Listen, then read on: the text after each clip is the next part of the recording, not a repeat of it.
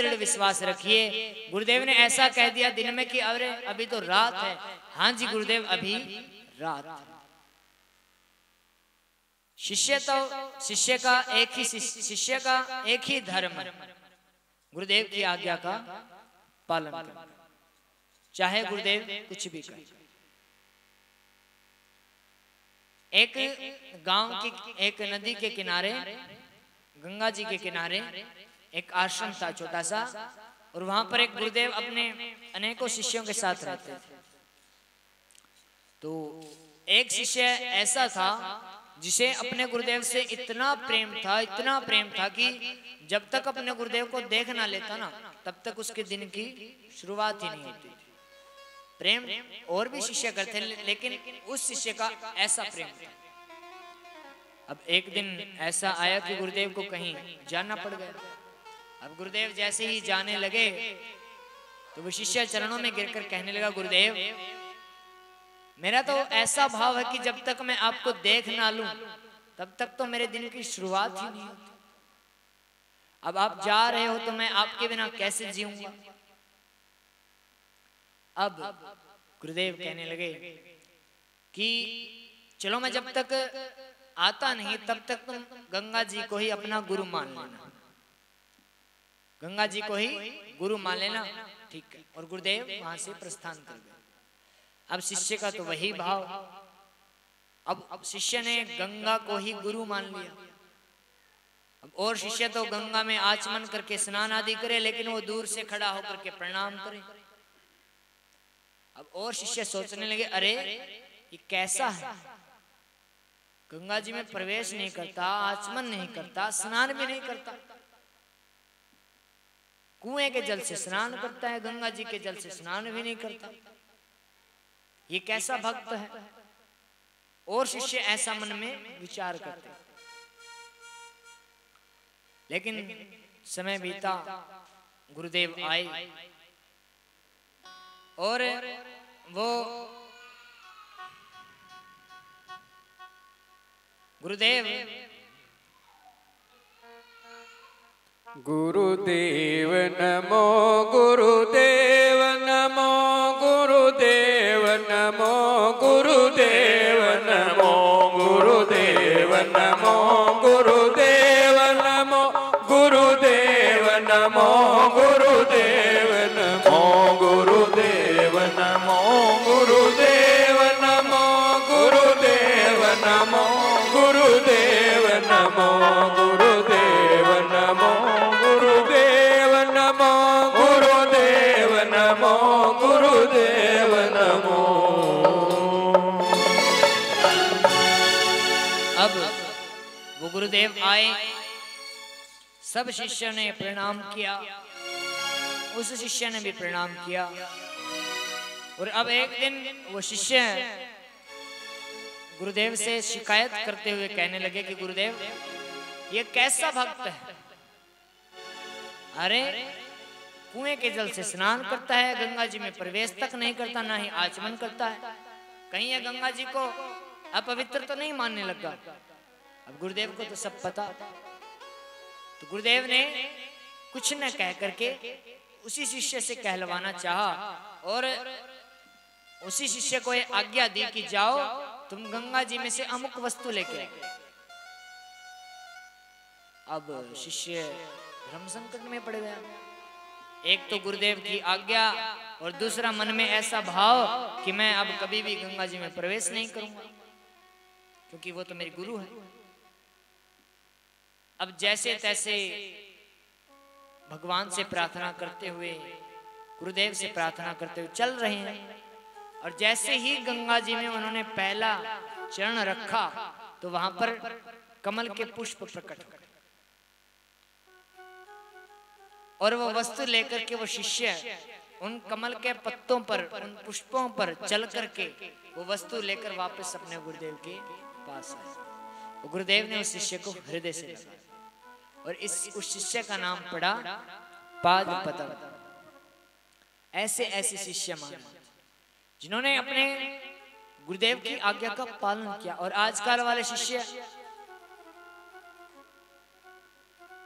एक बार एक गुरुजी के पास एक शिष्य रहता था। गुरुजी और वो एक अंदर कमरे में आराम कर रहे थे। अचानक वर्षा आ गई। अब गुरुजी ने शिष्य से कहा कि सुनो, बाहर गैया बंधी हुई है, तुम उन्हें जाकर उनका बंधन मुक्त कर दो ताकि वो गौशाला में जाकर के बैठ जाए, वो भी कहीं छत के नीचे बैठ जाए। अब वो शिष्य आलसी पड़ा पड़ा कहने लगा, गुरुदेव आप ये क्या कर रहे हैं? मुझ जैसा पापी जो खुद बंधन में पड़ा हो, वो कैसे भला किसी को बंधन मुक्त कर सकता है? अरे गुरुदेव, बंधन मुक्त करना तो ये तो आप जैसे महापुरुष ही कर सकते हैं। अब गुरुजी सोचने लगे, अरे चेला तो नहीं, पूरा गुरु ही मिला है। अब गुरुजी उठे, गैयाओं को खोला, गैया चली गई। अब गुरुजी से भी नहीं रहा गया। थोड़ा समय बीता, गुरुदेव ने फिर कहा कि शिष्य देखो तो सही, बारिश रुक गई या नहीं रुकी। इतने में एक बिल्ली आ गई। वो फिर कहने लगा, गुरुदेव बिल्ली के ऊपर हाथ फेर के देख लीजिए, यदि बिल्ली गीली हो तो समझ लेना कि वर्षा आ रही है, और सूखी है तो समझ लेना रुक गई। अब तो भाई गुरुजी कहने लगे, चलो ठीक है, ऐसा करो कि लाइट बंद कर दो, दीपक बुझा दो। अब वो शिष्य कहने लगा, गुरुजी रिजाई में घुस चुके हैं, अब कौन निकल? गुरुजी आप ऐसा कीजिए, रामायण की बात मानिए। क्या? नेत्र मूंद लीजिए, अंधेरा हो जाए, आप नेत्र बंद कर लीजिए। अब गुरुजी बेचारे उठे और दीपक बुझाया। अब अगले दिन प्रातः काल हुई, कोई भक्त आया लड्डू का प्रसाद लेकर के कि गुरुदेव लो, प्रसाद चढ़ाया। तो वो गुरुजी प्रसाद बांटने लगे तो कहने लगे, शिष्य प्रसाद लोगे क्या?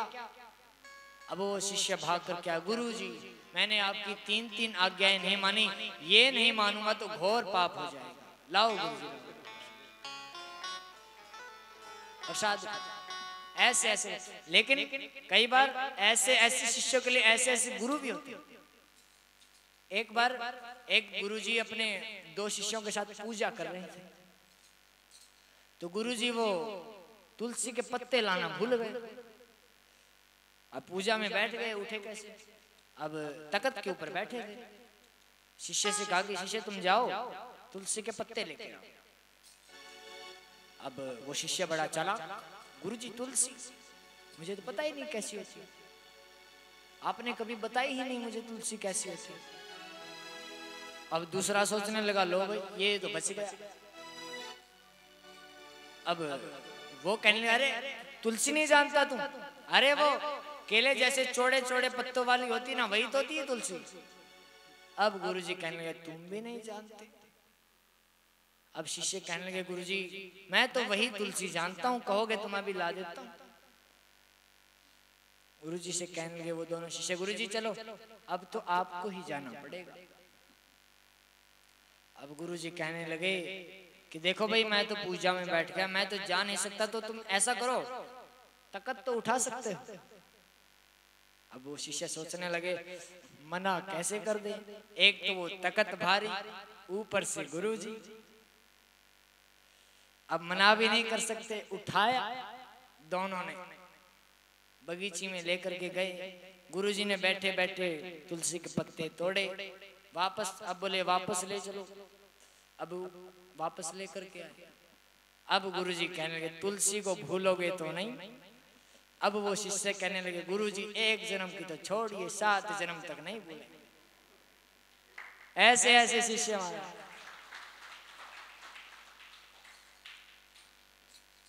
अपने जीवन में एक गुरु बनाइए और उनकी आज्ञा का यथावत पालन कीजिए, और कथा में आप समय से आइए। देखिए भगवान ने हमें ये मनुष्य का जन्म दिया है, इस जन्म में यदि हम उसी के लिए समय नहीं निकाल पाए तो ये बड़ा ही दुर्भाग्य। कथा का समय 2 से 5 रहेगा कल भी, और कल हम ऐसी परम भागवत, ऐसी परम भक्ता का चरित्र श्रवण करेंगे जिन्होंने पूरा जीवन गोविंद के चरणों में समर्पित कर दिया। ऐसी परम भागवत भक्तिमती श्री मीराबाई जी का चरित्र कल हम श्रवण करेंगे। तो आप सभी से प्रार्थना है कि आप समय से पहले आइए। कथा का समय 2 बजे है तो आप 1:30 बजे आइए और खाली हाथ मत आइए। अपने हाथ में दूसरे का हाथ लेकर के आइए। 2-4 को पकड़ के लेके आया करो। उससे क्या होगा कि उनका आधा फल आपको मिलेगा।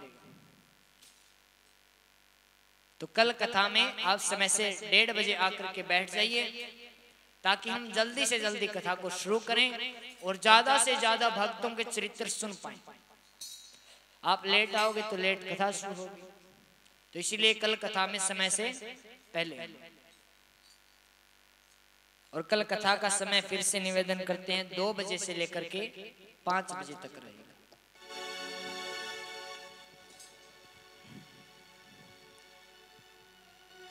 और कल हम